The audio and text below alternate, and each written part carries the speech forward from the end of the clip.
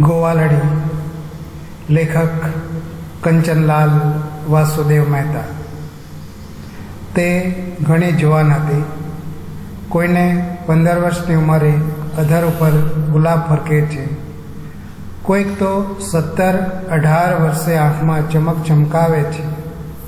એને 16મી સરહદે કંઠમાં કોયલ ટહુકતી હતી. નિર્દોષતાએ હવે રજા લેવા માંડી હતી.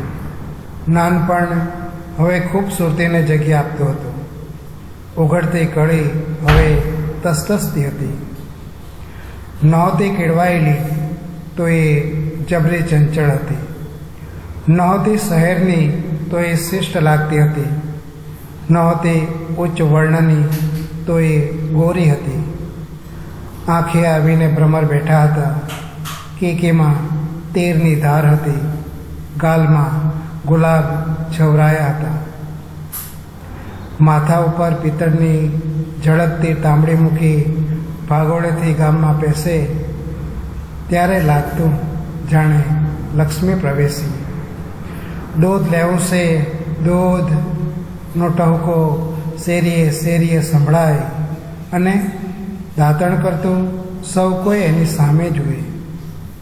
પુરુષોને શુભ સુગંધ હતા, સ્ત્રીઓને ઈર્ષા આવતી.